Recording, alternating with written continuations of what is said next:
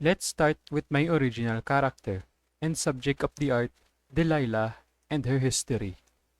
Delilah is a humanoid robot developed by Major Artificial Corporation as part of the Intelligent Dummy program, known by the product name of D-228B2.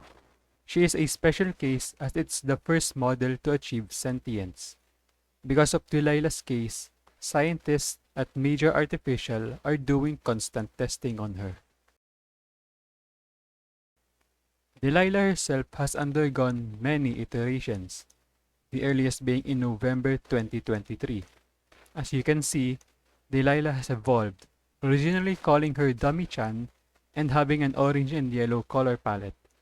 The oversized coat has been a constant feature for Delilah.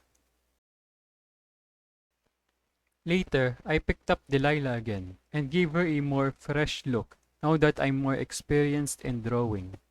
She now sports a blue and yellow color palette, a detailed leg area, and a different hairstyle. As for the background, I imagine Major Artificial as this mega corporation that's often contracted by the government and specializes in robotics. Site 08 is one of many secret facilities that Major Artificial has built. Think of it as a sort of Area 51. It is also very loosely inspired by SCP.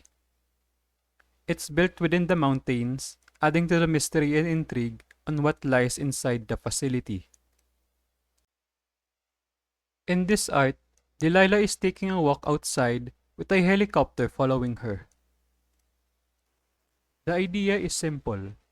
Delilah has been allowed to walk outside as scientists will monitor her from afar. Coloring has been a major struggle for me, as I don't typically draw night scenes. But I took this chance to challenge myself. The light from the helicopter is the only light source, as it does a great job putting the viewer's attention towards Delilah, outlining her in white light.